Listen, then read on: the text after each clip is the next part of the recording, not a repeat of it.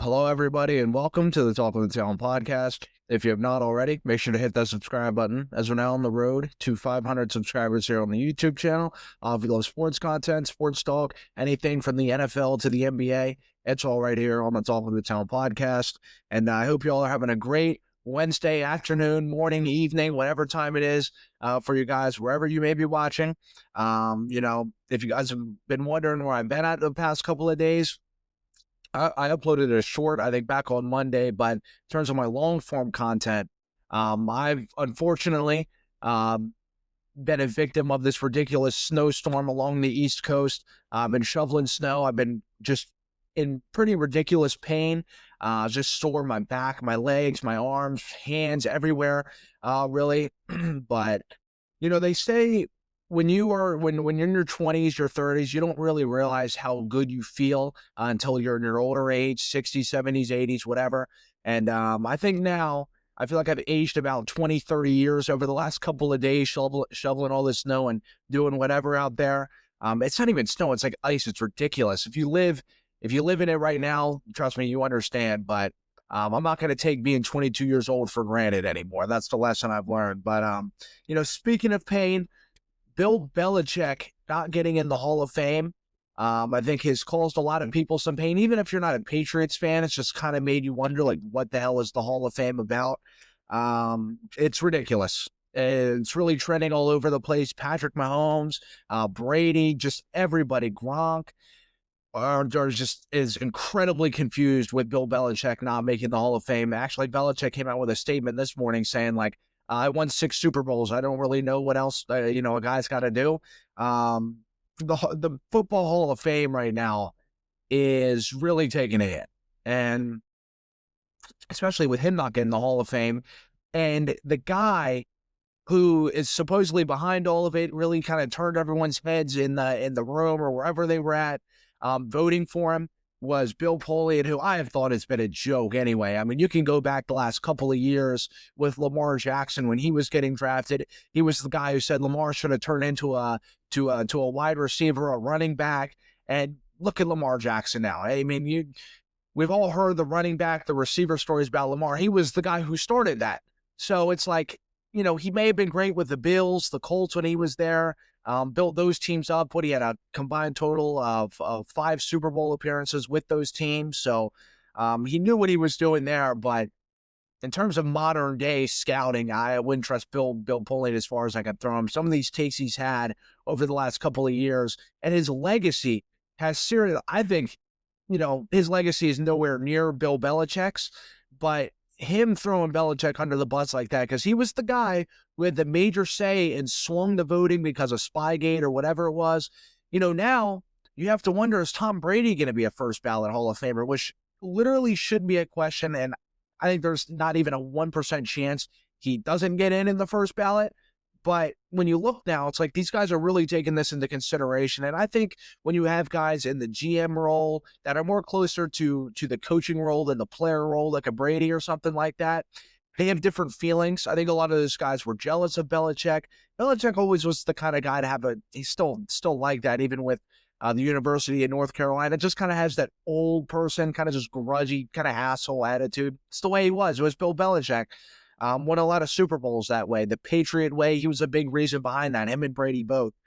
And and some people have been saying with the reason he hasn't got in is you look at his last couple years in New England, it was clearly more Brady than Belichick, but you look at the teams, I'll never forget the one rookie year, Mac Jones, back in 2021 when he was leading the charge of that team, how good that team was. What really killed Bill Belichick there in his last few years was his drafting and his GM role. If it was Bill Belichick, the GM, having to get in the Hall of Fame, he wouldn't get in the Hall of Fame. I don't think anyone would doubt that. The N'Keal Harry draft pick, there was just a lot of bad draft picks, but he also had some good ones as well. Christian Gonzalez in his last year there, Belichick's last year drafting in New England, Christian Gonzalez, like, he had an interception in the AFC Championship a few days ago. He has been massive for this team.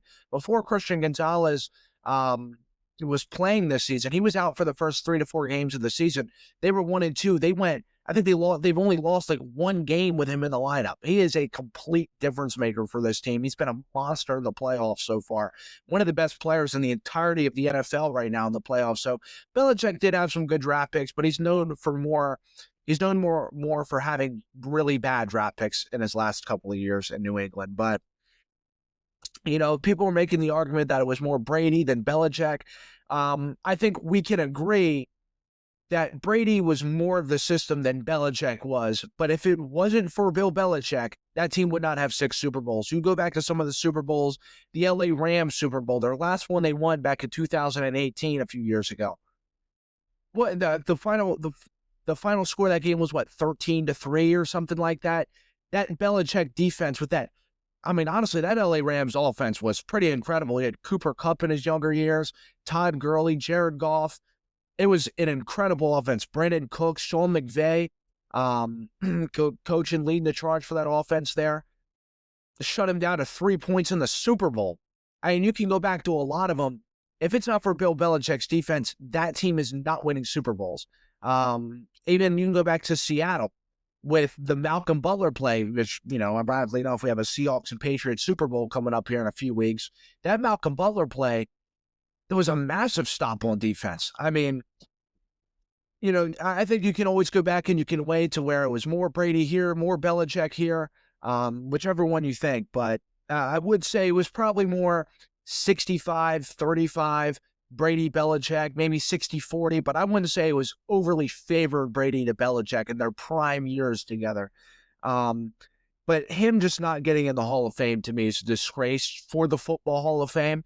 And it's not even just me being a Patriots fan. There's guys everywhere who watch football who's despised the Patriots dynasty for years. I even see, I love seeing everyone's view on things. In the comments, you have guys, Jets fans, Bills fans, just fans of football everywhere, just completely blown away by him not getting in the Hall of Fame.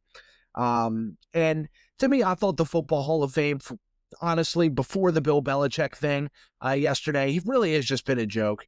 I mean, a couple years ago, and I can lead to years and years and years of just inductees in the Hall of Fame that I'm like, how the hell did they get in, but this person still isn't in? A few years ago, I think it was actually last year, Sterling Sharp got in the Hall of Fame. I'm not saying Sterling Sharp doesn't deserve to be in the Hall of Fame, but I'm using this as an example of guys who are not in yet. Torrey Holt is one of them who are not in. And it's how does you look at Sterling Sharp's numbers compared to Torrey Holt? Torrey Holt is better in every single statistical category known to man than Sterling Sharp, and he gets in the Hall of Fame before Torrey Holt. Maybe there's some bad blood somewhere or what. I don't know if you guys remember Marvin Harrison. He had that whole weird thing years and years ago with the the murder thing or whatever it was. People say, oh, well, Belichick was Spygate. That's supposedly the reason why Bill Polian apparently led the charge with that. The Spygate back in 2007 was the reason why he didn't get in. It was we should wait another year before he gets in. How many guys have had controversial issues getting into the Hall of Fame that are first ballot Hall of Famers? You're like, oh, I wouldn't even think twice about it. What are we doing? It's clearly, to me, it's a grudge of some sort. They're catching a lot of heat for it. If I'm the NFL and I'm the Hall of Fame committee or whatever, I'm going back and I'm bending the rules for Bill Belichick and putting him in. I don't care that he didn't get in yet or he didn't get in when he was supposed to be yesterday. I'm going in. I'm saying, hey, let's go back this weekend or next weekend or whatever. This guy's a first. If he's not a first ballot Hall of Famer, then the entirety of the Hall of Fame is just completely screwed. And nothing will matter if this guy gets in as a first ballot Hall of Famer. You're always going to have controversy with guys who get in the Hall of Fame, but 6 Super Bowls, and you look at him compared to any other NFL coach in NFL history. He has the most Super Bowl wins. He has the most Super Bowl appearances, the most playoff wins, and just the second most wins in NFL history as a head coach. How is he not a first ballot Hall of Famer?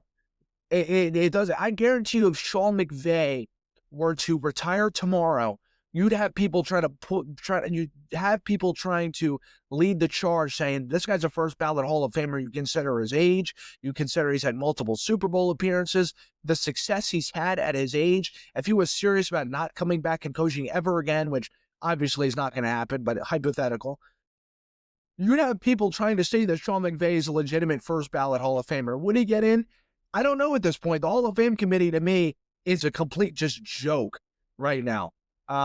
They'd have to do whatever they got to do to try to get Bill Belichick as a first ballot Hall of Famer. There's certain guys, there's certain things in life, not even just people, you can bend the rules for a little bit, especially if they have contributed an extreme amount to whatever profession, sport, career, whatever. This is one of those situations you're going to have to bend the rules a little bit for him to get in, because it is absurd. You have Hall of Famers, guys like Mahomes, who will be a future first ballot Hall of Famer, no doubt about it, all over the sport, former players, coaches, guys who despised Belichick, who are saying this is just ridiculous. He's got to go in. There's just no doubt about it to me. Another guy who got a head coaching job, even though Bill Belichick didn't get a head coaching job. Mike McCarthy, now hired with the Steelers over the last week or so. A lot of mixed feelings about this with people. They say they don't really know what to think. Growing up, Mike McCarthy was a Pittsburgh Steelers fan. I don't know if you guys seen his interview a few days ago. He was crying up there talking about how much this means to him being the Pittsburgh Steelers coach. Now, Mike McCarthy, to me, it really kind of fits into the class of John Harbaugh, to where they will bring you stability to an organization. This guy's not a scrub. Harbaugh's not a scrub coach. McCarthy's not a scrub coach. These guys have long resumes. I mean, longer resumes than 95% of coaches to ever coach in the NFL. Super Bowl wins, appearances, lots of wins in the regular season, lots of wins in the regular season and the playoffs. And these guys do have long, successful resumes. But in terms of when you look at the last time they've had a Super Bowl win, a Super Bowl appearance, it's been a long time for these guys, the early 2010s, which you look now, we're closer to 2030 than we are to 2020. So it's like, it's almost been 20 years since these guys have had a Super Bowl appearance or a win at all. So it's just kind of like wherever they were at, their course was just kind of run, to be honest. They've run their course wherever they were at. And Mike McCarthy, I think he's going to bring, I think the one thing with the Steelers and the Rooney families, they said they're never looking to tank. They would rather sit here, get in the playoffs, lose in the first round than ever have a losing season ever. And honestly, I can kind of weirdly respect that, even though it feels like they need a reset. I can respect, in a weird way, them having, wanting to keep some sort of success, whether or not it's consistently getting bounced out the first round. And that's what makes me think, like, they were never going to get rid of Tomlin. Tomlin would not have been fired this year because the ownership of this organization wants to win. They don't care if it's 10-7, 11-6, 9-8. They get bounced in the first round, and they don't even make the playoffs going 10-7. They don't care. They want winning seasons. They are not looking to tank. So if Mike Tomlin did not step down, he would have been the coach again. He would have been the coach again for the next 10 years. They were never going to fire this guy. And I think Mike Tomlin knew that. I think he might have wanted a new change of scenery. Of course, he can't go anywhere where he wants to unless a team goes and offers a trade for him because he stepped down. They didn't release him or anything like that. But Mike McCarthy makes sense. Clearly, they're not looking to tank. It's looking like they want to fix their offense, which Pittsburgh needs badly. But one thing I find interesting with Mike McCarthy, you look at his coaching career in general. You take it back to Green Bay in the early 2000s when he went there. The later years of Brett Favre, you had Aaron Rodgers on the bench. His years there in Dallas a few years ago, he had that one really bad year in 2020. But then after that, they picked it up. They got Dak Prescott. They got, all those guys. They were seriously rolling after that. That team was going 12-5, 12-4 every season and won a couple of playoff games. They just couldn't get over the hump in the NFC divisional round. But one thing here that's interesting is he walked into Brett Favre, Aaron Rodgers. He had a prime Aaron Rodgers for all those years, won a Super Bowl with him.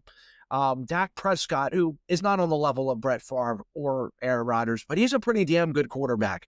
He's been an MVP finalist for multiple years in his career.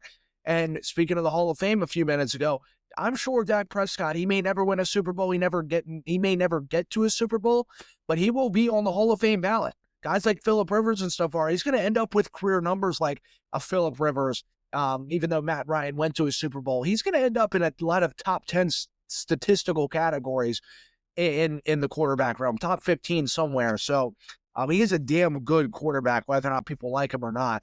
But this is the first time in Mike McCarthy's career as a head coach that he stepped into a situation where he does not have the stability. He does not have stability at the quarterback position at all. We don't know if Aaron Rodgers is going to come back. He's on the fence. You never know with him.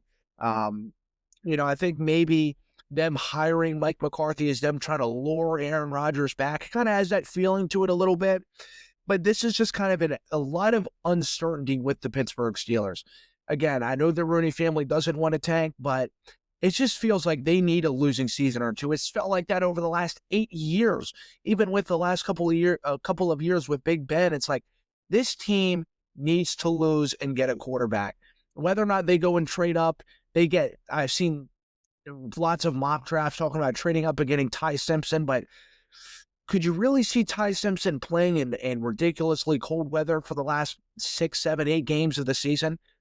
I couldn't. And mind you, Ty Simpson in Alabama's last couple of games was a pretty rough watch. And when you're talking playing in Pittsburgh, cities like that, in the AFC, whether or not they're playing home in Pittsburgh, they're playing up in New England, Buffalo, Baltimore, you're going to be playing cold weather cities. It is what it is. I can't see Ty Simpson playing in that. That stuff matters. If you are an AFC quarterback or a quarterback in general in the NFL, you need to be able to play in cold weather. You're not going to be able to play in a dome. You're not going to be able to play in 80 degrees, sunny Miami, LA, wherever it's at. You're going to need to play in cold weather. So I don't know what they do with the quarterback position. I know Mike McCarthy will come in. He'll fix some things on offense. I thought Arthur Smith last year was just a complete dud at the offensive coordinator position. He stinks. Now he's at Ohio State. I think McCarthy calling the plays. You look at the Green Bay offense for years, fantastic under McCarthy. Dallas's offense was great under McCarthy. The offense is certainly going to look a lot better under Mike McCarthy. I do think they lack talent on offense. But, you still have a couple of prime years left of DK Metcalf. But one thing with the Rooney family and the Steelers, they do business differently now. Like, they will go out if they have to. They will go trade another second, third, fourth, fifth, maybe even a first-round pick for a receiver. They are clearly always in win-now mode. Their defense is incredibly expensive.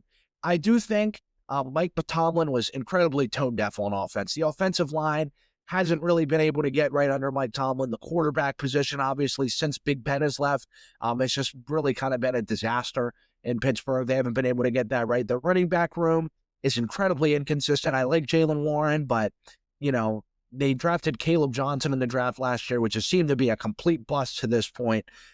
So they have a lot to get right in the offseason on offense. But I do think bringing in Mike McCarthy will bring some stability there. He loves Pittsburgh. As I mentioned, that he was a fan of them growing up as a kid. I was crying on the podium talking to Pittsburgh for the first time. I mean, he's incredibly passionate to be their head coach. So that's a good thing if you're Pittsburgh. So I got to fix my mic here real quick. I'm just falling off my stand for some reason. I don't know why, but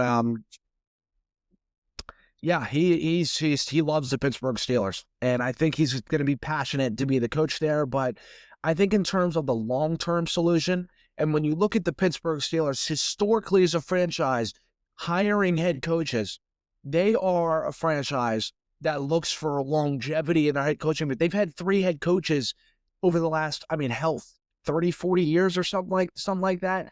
Mike Tomlin was there for 2 decades, just about. That's what I thought they were going to look. I thought they were going to look to maybe get Jesse Minter, a young guy, maybe even take a shot with Robert Saleh, anybody. I thought they were looking. I didn't necessarily think Mike McCarthy was going to be their choice at head coach. I think McCarthy could maybe coach another 10 years or so, and if he lasts that long in Pittsburgh. But they've got a lot to fix there on the roster. Their defense is incredibly expensive, and they're old. And when you look at the guys they're paying, like T.J. Watt, they're paying him a lot of money, and it's kind of looking like he's past his prime years. Maybe this year was an outlier year. He had the lung thing at the end of the year, coming off some injuries last season, but he's older, and they paid him a lot of money in the offseason, which they could have traded him and probably got 1, 2 first-round picks for him. Edge rushers are a premium in the NFL. So I think that's a move we could look back on, and it's like they should have traded him. And Pittsburgh just does business differently than they used to. So I think they feel very desperate, and, them with the Rooney family saying they're always looking to win. They're never looking for a losing season. They're never looking to tank. They clearly mean it. I mean, they are not looking to go for a young head coach. They're not looking to reset. They are not looking for that. So I think this Mike McCarthy hire clearly proves that. It just feels a little uncertain. Again, he's never had a moment in his head coaching career where he's never had any sort of uncertainty at the quarterback position. He's walked into the older years of Favre, Aaron Rodgers' whole career, him after him sitting on the bench, Dak Prescott. So it's going to be interesting to see, the first time in his career.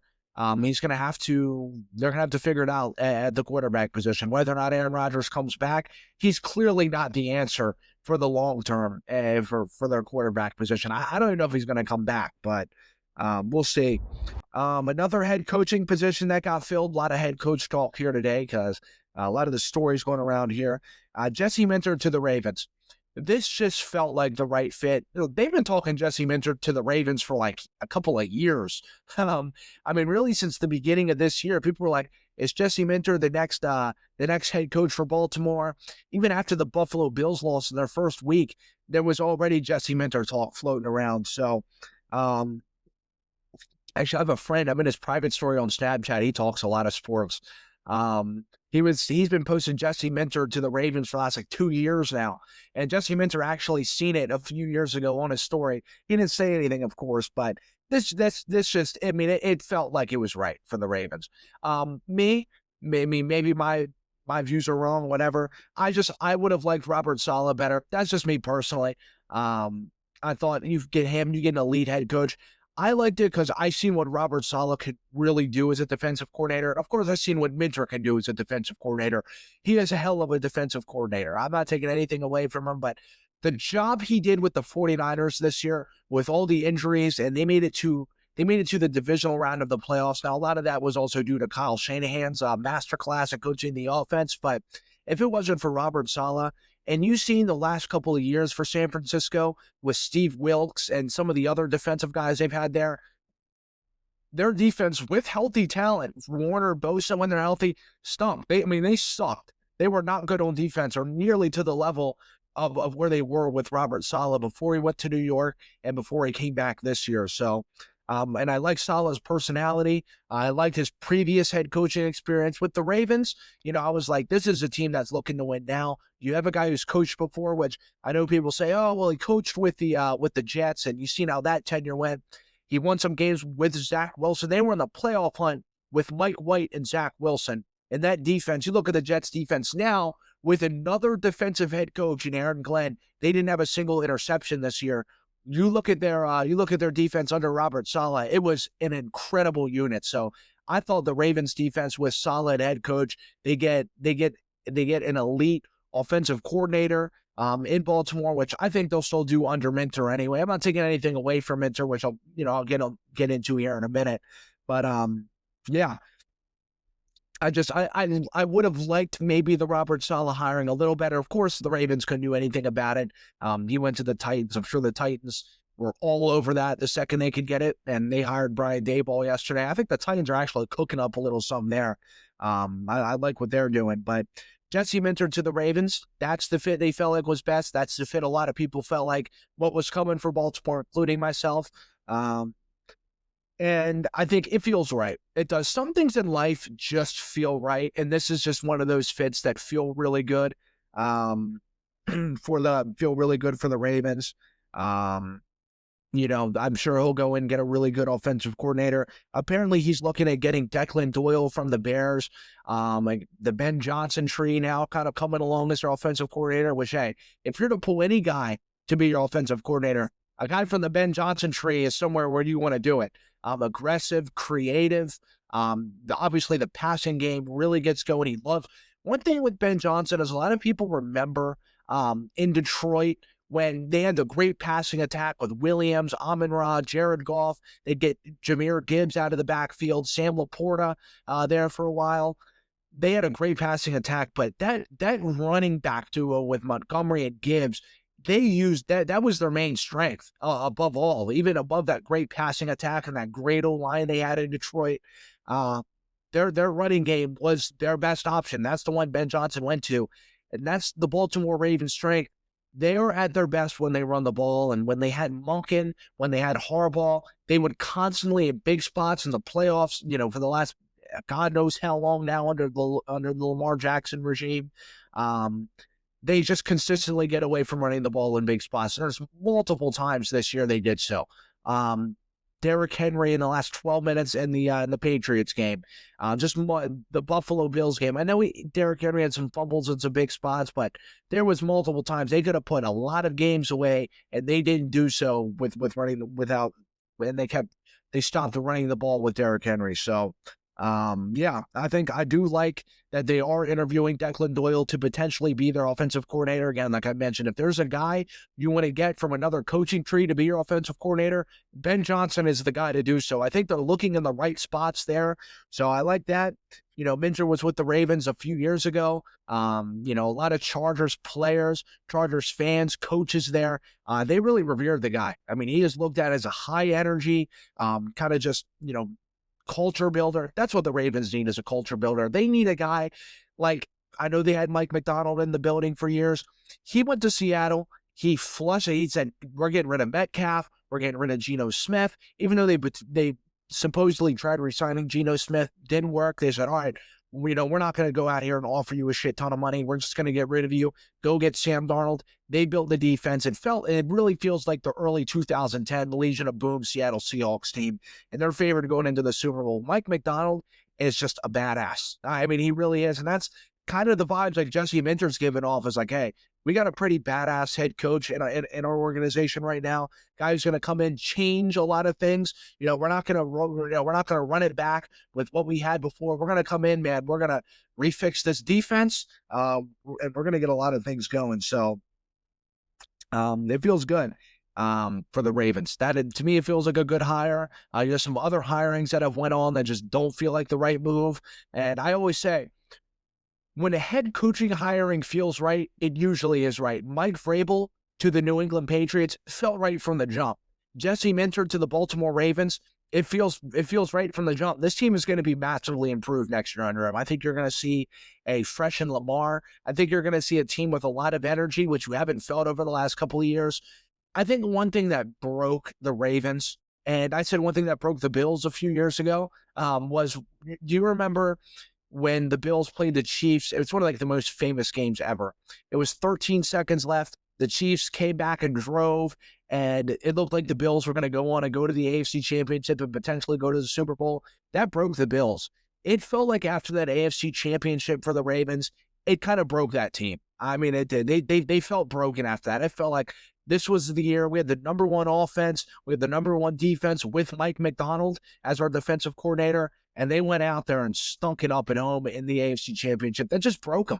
And he felt the same. I felt the same with the Bills there. They never came back from that. And now it feels like a full-on reset for the Ravens now. So they can now kind of move on past that. Like, this is a new team. You have Lamar now going into his 30s. Derrick Henry is like, how many years can we squeeze out of Derrick Henry now?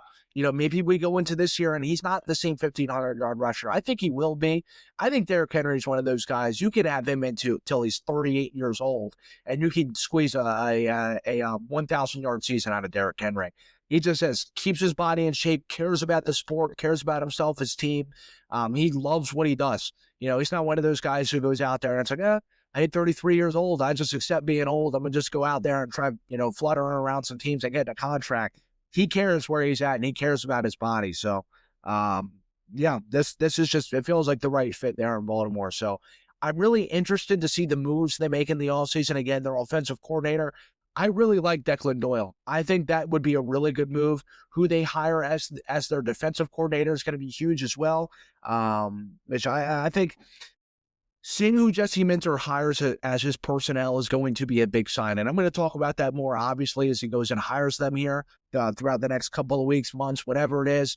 They have a decently high draft position this year, which they usually Baltimore drafts like 25, 26, 28, 30, where, they don't really get the highest first round pick, where they draft, I think, like 16 this year or something like that. And they draft like in the mid teens or whatever. But I think this is a big year coming up for Baltimore. Feels right.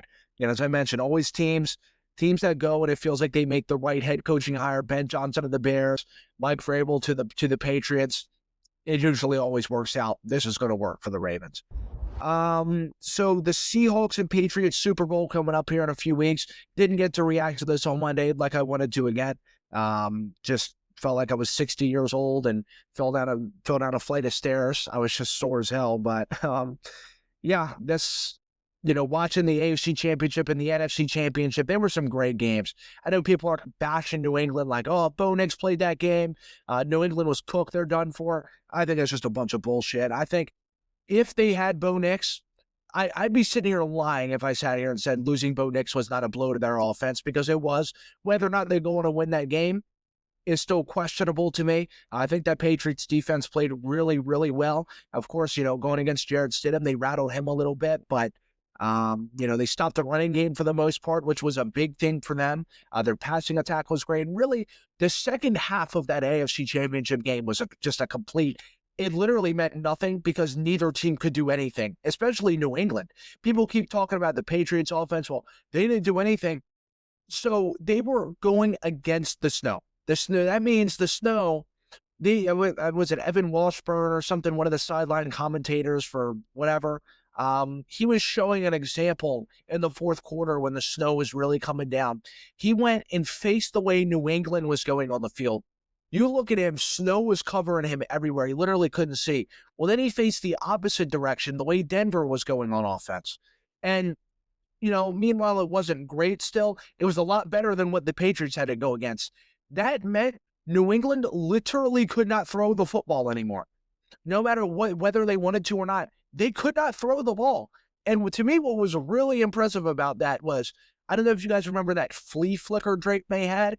He threw it in double coverage, was it to Mac Hollins, I believe, in going against the snow in their face. Mind you, they're wearing all white jerseys, which makes a difference. Romo and those guys, Nance kept talking about it as like, it looks completely different than it did on TV. When you're on the field, you literally can barely see the white jerseys. Really, the only thing you're seeing is their blue numbers on the jersey. He throws an absolute dime in the bucket to Mac Hollins, and people are like, oh, he had 80 yards passing, got outplayed by Stidham. There was one full half of football. He literally could not do anything. They were just trying to run the ball and not let Denver score. So it was a risky move, but again, what other option did they have? What were they going to go out there and just keep throwing and hoping to get lucky? Lots of things happen. Balls could go and drop off the receiver, goes flying in the air. Denver picks it. Next, they're in field goal range. So I wouldn't take that game too serious to where like, oh, this offense isn't going to do anything against Seattle. Look, maybe their offense isn't quite as good as Seattle's, but people are just completely ignoring the weather this game, which to me, I just think is completely ridiculous. I don't really know how you can necessarily ignore that, but yeah, I think, and what people are saying with that is like they stand no chance in the Super Bowl in going against Seattle here in a few weeks. Well, I think the complete opposite. I think them coming out and they were 4.5-point underdogs last time I checked. They've been underdogs all season. Against Houston, they were underdogs. Against LA, I think they were favorites against LA, but they were underdogs against Houston for a bit. They were, they were favorites against Denver, but that was, if Bo Nix was playing, I'm sure Denver would have been the favorite. I think with this team, I think this is going to be a really, really good Super Bowl. People are saying this is going to be a 30-point blowout. I don't think so at all. This Patriots defense, their pass rush has been great. Mind you, Harold Landry did not play the other day in Denver. He's been their best pass rusher. That middle duo with Barmore and Milton Williams is one of, if not the best in the league. It's stopping the run and generating a pass rush. And that's where Seattle, you look at their weak spot, is their offensive line. The same with New England. Their offensive line, Will Campbell has been incredibly shaky for the Patriots, so that's something to keep an eye on. But the Seahawks offensive line has been their weakness, and you look at their pass rush. The pass rush New England has been generating in these playoffs have been great. I mean, seriously, it's been one of the best in the NFL. So I think Seattle, Sam Darnold, and again, I trust Sam Darnold more than I did a couple weeks ago. I was like, Sam Darnold in these playoffs, having to go against LA, San Francisco, whoever he has to go against, I thought he was going to struggle. I think Sam Darnold now is for real. I don't think he's going to go in there and throw 4 interceptions, but this defense is a lot better than LA's defense. LA has bad cornerbacks. New England, Davis, Marcus Jones, Christian Gonzalez. It's going to be a tough matchup for Darnold. And you look, they rely a lot on their running game. As much as, as good as Sam Darnold played in Seattle the other day against LA, they're a run-first team. They're a run-first over a pass-first team, which makes Jackson Smith and Jigma's numbers even more crazy because they run the ball more than they pass it. It's like, you look, how did this guy almost have 1,800 yards receiving? It's just crazy. So, I think Seattle's going to have a lot more of a tough time than people think. I think, they watched him against an incredibly injury-prone 49ers team. It's like people talk about the New England Patriots easy schedule. You look at the 49ers they had to go against, they blow them out. I mean, that team was injured to all hell. I know they beat Philadelphia, but Philadelphia was a mess themselves as well. And LA, they played great against LA. LA's a great team, but they do have a weak secondary. New England is a really good secondary, so this is going to be a really good game. I'm excited to see it. Seattle, I think they'll give New England some problems as well. Their defense is great. And apparently Drake May's dealing with a little bit of shoulder soreness. He says he's fine, but this is going to be a great Super Bowl. I'm going to get more into predictions as we go on out throughout the last couple of weeks, but I'm so excited to see it here, y'all. I really am. That is it for today's podcast, y'all. I hope y'all enjoyed it. I'll be back tomorrow. We will be back Friday with some really good stuff to talk about. So again, hope you guys enjoyed it per usual, everybody. Take it easy.